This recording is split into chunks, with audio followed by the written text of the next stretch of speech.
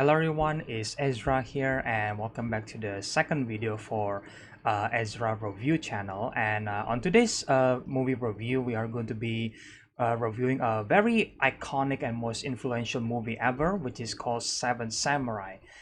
This is obviously a movie directed by Akira Kurosawa, and I never actually watched any of the Akira Kurosawa movie. I just heard how amazing they were and how influential they were, and including several famous director kind of like refer to Akira Kurosawa or like look up to Akira Kurosawa, like for example, Quentin Tarantino, right? And yeah, I mean, after watching this movie, it's not hard to see why, because I can definitely see so many of this movie's element that got applied to our modern movies.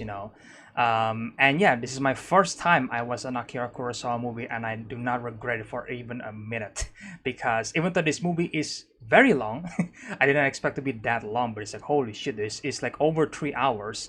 But my god, dude, it really flew by because it has so many characters, and at the same time it gave them enough screen time, and it has a very good conclusion for by the end of the movie, because it felt like you are in a journey, and that is an amazing feeling when you are watching a movie. But yeah, so we're gonna get to the part where why I think this movie is good, and maybe there's some other small complaints that I had about the movie, but it's just like a tiny one, not that huge. So obviously the main character of this movie is our Seven Samurai, and the name again. Here's the thing, guys. I don't remember every single character's name. I just remember them from their skills. So I apologize if I forgot the name. But I'm just gonna read the name one by one here in Wikipedia. The first one is obviously the leader, Kanbei Shimada. The second one is Gorobei Katayama. The third one is Shichiroji, I think. The fourth one is Kyuzo. The fifth one is Heihachi Hayashida. The sixth samurai is Katsushiro Okamoto, and then the final one, the seventh one, is Kikochiyo, and which I think Kikochiyo might be my favorite of the seven samurai, which we're gonna get to that later. But yeah, I do like how the movie started with a bunch of bandits basically out and trying to basically raid like a village, of their food and stuff like that, and then the villagers are super desperate that, oh my god, like we're gonna get raped again. And so obviously this is like a devastating time for the villagers. They're all depressed, and then they are losing hope until they decided to find a samurai to basically help them, help defend the village against the bandits. So they decide to do that. And it's kind of interesting that even though the movie is called Seven Samurai, the samurai wasn't even the main character, because if this movie was made in a modern time, I feel like the opening action sequences is gonna be with the samurai. But I think it's interesting that it's opened up with a bunch of bandits, and then you get to the villagers, and it seems like the villagers is like the main character, which I guess to some extent, yes, they are the main characters. But this is before they found the samurai, and after they found the samurai, they became the main character, which I love. That it follows the villagers' perspective for a little bit, before we eventually go to the samurai characters, obviously. And like one of them is Kanbei Shimada, which I think has a great introduction, where he basically shaved his head, and he decided to do that so he can disguise himself as a monk, I think, and then try to save like a hostage, in the village. So and that's where our heroes decide to, oh, like this samurai could be it. We could actually hire the samurai, because obviously when you are hiring a samurai, then you need to pay back the samurai somehow, either with money or with food, or I guess money for the most part. But they found their lucky samurai, which is Kanbei Shimada, which basically said that, yeah, he's gonna defend the village, for food, but obviously Kanbei said that, well, we need to find many more samurai, we need at least seven samurai, because based on their village, geography, I think, they need at least seven samurai to defend the village against a bunch of bandits. So they all, have this, montage, obviously finding all the samurai now, and which led to my favorite samurai ever, the last one, which is again Kikochiyo, which I think my favorite samurai ever. Because here's the thing: when the seven samurai arrive at the village, the villagers basically hide from them, because obviously not all samurai are nice people, so I think they are afraid of them. So Kikochiyo decide to basically ring the alarm, where it's like, oh, signaling that the bandits are coming, guys, and it was revealed that he's just like pranking the villagers, so they could all came out. And then Kikochio decided to call out all the villagers, like, like, now you came out and asked for, us, the samurai, for help. Like, when we were come to your village, like, this is how you greet us, by having nobody, essentially. Like, everything is just like, everybody just like stay in their home, and it's like, now when the bandits are coming, now you are help, wanting the samurai help, basically calling them out, which I think is a great character for them, because when they first introduced Kikochio, I was afraid that he's gonna be an annoying character, and I guess to some extent he is, but it's just like a little bit, for the most part. I love him so much, man, so much more than I expected, because this type of character could be easily just, annoyed you to the death. But that's not Kikochio character, because he has a lot more depth than I thought it would be. And this is like the start of the character that I like him, because like he's a goofy samurai, like a happy-go-lucky samurai, not that serious. So it really works for the Seven Samurai dynamic, because for the most part, all the six samurai are mostly serious. Like for example, Kyuzo is probably the most serious one, but even he has some soft spot, so which I like it, But Kikochio is just like another samurai, man. Holy hell, that's like the start of the why I like the character even more.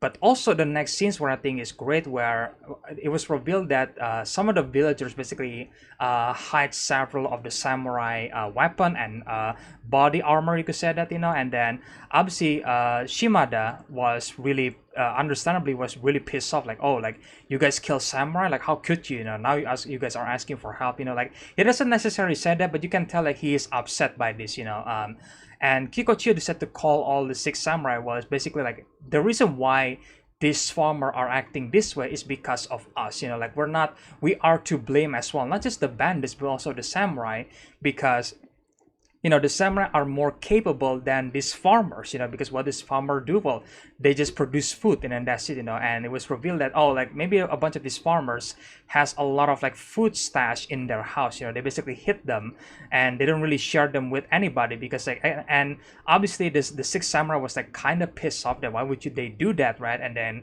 Kikochio gave a great explanation where like, well, we are partly to blame, because basically these farmers are being raped and robbed by so many people, so obviously they can't trust anybody, and then they always gonna have their stash, their food, their sake, their drinks in the basement or some sort, so they don't really give it to someone else.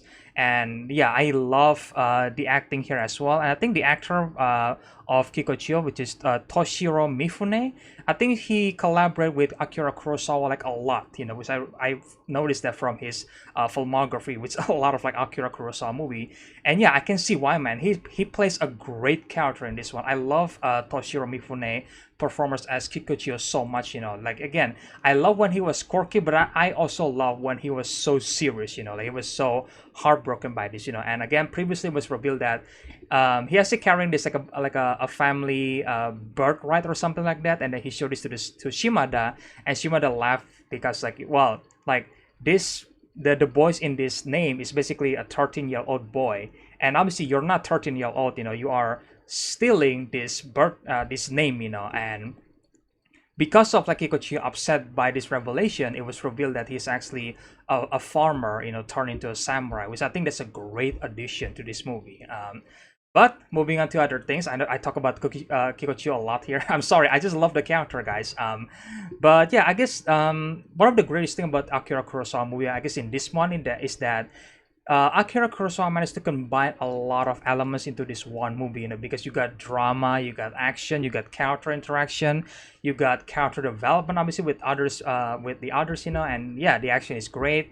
So I think that's like the first time Akira Kurosawa combined all of these elements together in a one movie, because in that time, when the movie was released, it was like no other movie has ever done this, and also the romance as well, which I think the romance wasn't that well done, which I'm gonna get to that later, but yeah, the romance is also here, so everything is all combined, and I can definitely see why this movie was so influential for so many other directors and so many other famous movies out there, because like, again, Akira Kurosawa is the first one to combine all of this element into a one movie and really show everybody that, hey, Like you could combine all this like drama, action, character interaction, romance into a one movie, and it could work, you know. And this movie really shows that. I mean, granted, the runtime is very long, but at the same time, I think it's really worth it, you know, because every single time the characters speak, I love to hear their conversation because I care so much about this character, you know.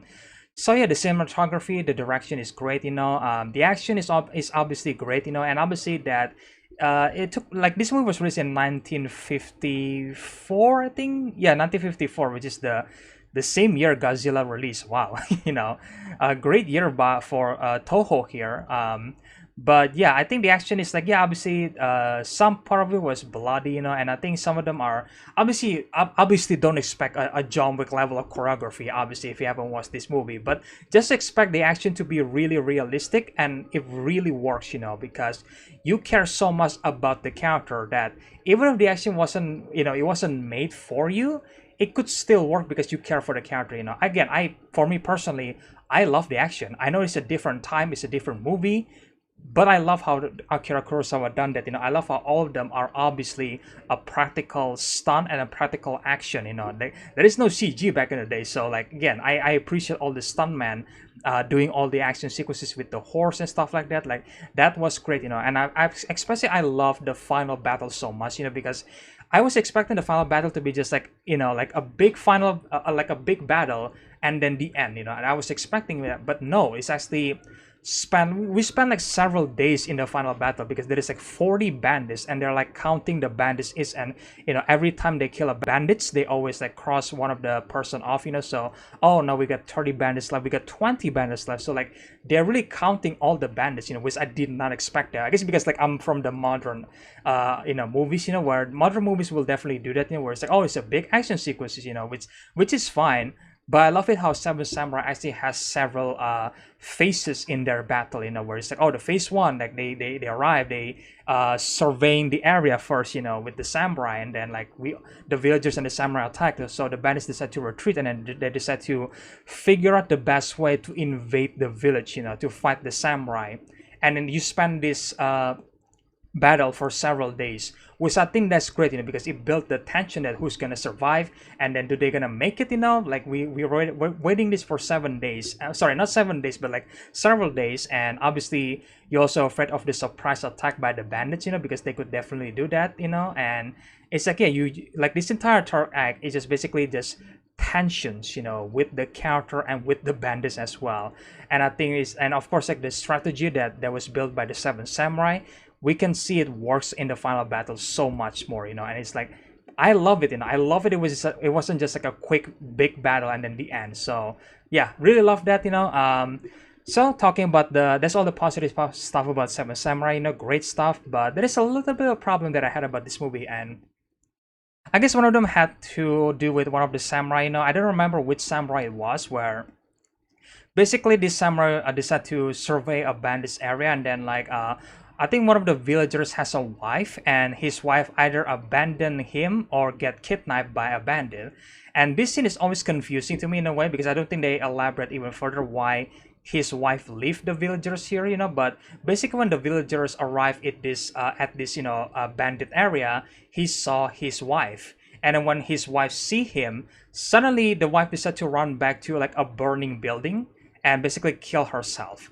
And I was like, what was that? Like, again, like they don't ever elaborate the backstory between the villagers and the wife, you know. So I was like, I was confused that why was the wife afraid seeing her husband for the first time? Because if the bandits basically you know, kidnap the wife, then the wife should be, you know, should be at least happy, right? Or should be glad when she saw her husband for the first time, right? But that didn't happen. Like the wife just ran back to a burning building and killed herself. Like, what was that? You know, that confused me, you know. So if anybody have any reason for that, maybe I missed something for the movie, please let me know in the comment section below, guys. And of course, because of this event, one of the samurai got killed, you know, and that really upsets me, because I was like, man, I kind of wish that we get to see the seven samurai in the final battle, you know, because like this one samurai died by a gunshot, and it's like, man, that really sucks, man, because I really want to see the seven samurai in the final battle, you know, which is like, well, it's called the seven samurai, so I want to see all of them in action. But I guess we did see all of them in action in some capacity, you know.